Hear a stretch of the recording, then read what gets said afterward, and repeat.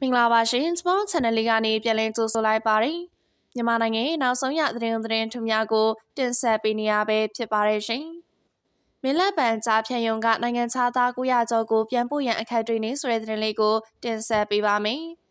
ကရင်ပြည်နယ်မြောက်ဒီမြို့တောင်ပိုင်းဘက်ကမင်းလက်ပံအွန်လိုင်းကြားဖြန့်ငွေလိမ်လုပ်ငန်းကနေရက်မပြန်လို့တဲ့နိုင်ငံခြားသား900ကျော်အတွက်ထိန်းသိမ်းပို့ဆောင်ရေးလုပ်ငန်းတွေမှာနိုင်ငံတကာကကူညီတာမရှိဘူးလို့ဒီဇင်ဘာလ6ရက်နေ့မှာကရင်မျိုးသားစီယုံ KNU ကထုတ်ပြန်ပါတယ်။နိုင်ငံတကာကူညီမရလို့ထိန်းသိမ်းထားတဲ့အလုပ်သမားတွေကိုပြန်လွှတ်ပေးလိုက်တာနဲ့ကြားဖြန့်ကိုဆက်လုပ်သွားနိုင်တယ်လို့အလုပ်သမားရေးလှုပ်ရှားသူတွေကလည်းပြောပါတယ်။အလုပ်သမားရေးလှုပ်ရှားသူတယောက်ကနောက်ဆက်တွဲကဘာဖြစ်မလဲဆိုရင်သူတို့ဒီကနေအပြင်ရောက်သွားရင်သူတို့ကနှီးပေါင်းစုံနဲ့ဒီကြားဖြန့်မှာနေရာတနေရာခြေကုပ်ယူပြီးရတဲ့နေရာတွေ့ကပ်ပြီးတော့ကြားဖြန့်ကိုဆက်ပြီးတော့လှုပ်သွားမယ့်ပုံစံမျိုးကိုကျွန်တော်မြင်နေသူတို့ကဒီအလုပ်ပဲလုပ်တတ်တယ်အခြားအလုပ်မလုပ်တတ်တော့ဘူးအဲ့တော့ဒီအလုပ်ကိုပဲလုပ်တတ်တာဖြစ်တဲ့အတွက်ကြောင့်သူတို့နိုင်ငံတကာကတရားဝင်လွှဲပြောင်းတာထွက်သွားတာမဟုတ်ပဲနဲ့ဒီအတိုင်းလွှတ်ပေးလိုက်လို့အပြင်ရောက်သွားတယ်ဆိုရင်အချို့ကြတော့ဘန်ကောက်ကနေတန်းပြန်တာရှိမယ်အချို့ကြတော့လဲတရုတ်ဆိုင်မှာပြန်ပြီးတော့အလုပ်တွေဆက်လုပ်တာမျိုးရှိမယ်လို့ပြောပါတယ်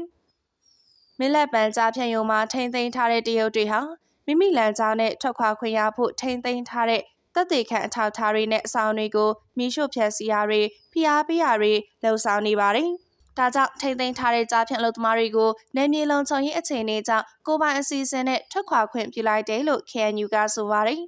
။စီရေးလေလာသူတယောက်ကနောက်ဆက်တွဲပြဿနာကထိခိုက်ဆုံးရှုံးတာတွေဖြစ်လာနိုင်တယ်။သူတို့လက်ထဲမှာရောက်ထားပြီးသားသေချာတဲ့သက်ရှိသက်သည်လက်တွေလည်း ground မှာမြေပြင်မှာအမှန်တကယ်လောက်ကင်ခဲ့ဖူးတဲ့လူတွေဖြစ်တဲ့အတွက်သူတို့စီကနေပြီးတော့တက်တဲ့အထောက်ထားတွေအများကြီးကိုရနိုင်ပါတယ်။ပါဝင်ပတ်သက်နေတဲ့ဘလို့တွေဆက်နွယ်နေရဲဆိုတာရနိုင်တယ်။အဲ့လိုမျိုးအချက်လက်တွေပျောက်ပြဲသွားတာမျိုးဖြစ်နိုင်တယ်။တစ်ဖက်ကလည်းအခွင့်ကောင်းယူပြီးဒီလူတွေကိုဖမ်းမိပြီးတော့မှတက်ပစ်ပြီးတော့မှသတင်းဖြောက်လိုက်တာမျိုးဖြစ်လာနိုင်တယ်။စိုးရိမ်စရာရှိတယ်လို့ပြောဆိုထားပါတယ်။ဒါကြောင့်ကြားဖြတ်အဆောင်တွေနဲ့ထိန်းသိမ်းထားတဲ့နိုင်ငံခြားသားတွေကိုဆက်လက်ကင်တွယ်ဖို့နဲ့ဒေသခံပြည်သူတွေကိုကာကွယ်ဆောင်ရှောက်ဖို့ KNU ကကရင်မျိုးသားလူမျိုးရေးတမတော် KNLA ကိုလုတ်ပိုင်ခွင့်အာဏာလွှဲပြောင်းပေးလိုက်ပါတယ်။နှစ်ဖက်တိုက်ပွဲတွေကြောင့်နိုင်ငံခြားသားတွေထိခိုက်မှုတွေရှိခဲ့ရင်သက်ဆိုင်ရာနိုင်ငံတွေကအပြစ်ပုံချတာမျိုးတွေဖြစ်လာနိုင်တယ်လို့ကရင်စစ်ရေးလေလာသူတွေကပြောဆိုထားပါတယ်။စစ်ရေးလေလာသူက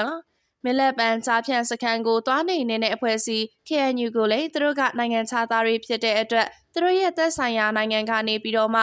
အပြစ်ပုံချတာမျိုးတွေလည်းဖြစ်လာနိုင်တယ်။တစ်ဖက်ကပြည်တွင်းမှာလည်းတော်လှန်ရေးအခြေအနေအရဆိုရင်မအားလာဘက်ကနေပြီးဒီဘက်မှာလည်းမကောင်းသတင်းလွှင့်တာတွေဝါဒဖြန့်တာတွေ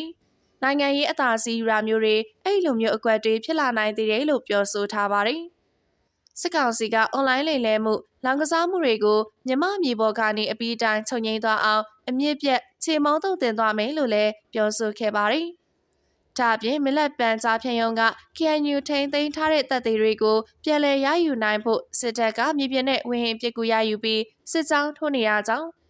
ဖလူကျေးရွာနဲ့မလက်ပံကျေးရွာနီမှာတိုက်ပွဲတွေပြင်းထန်နေပါတယ်။ဟုတ်ကဲ့ပါရှင်ဒီကနေ့တင်ဆက်ပေးမှုအစီအစဉ်ကတော့ဒီလောက်နဲ့ပဲအဆုံးသတ်လိုက်ပါပြီ။နားဆင်ပေးခဲ့ကြတဲ့ပရိသတ်များအားလုံးကိုစိတ်နှဖျားကျန်းမာရှင်လန်းကြပါစေရှင်။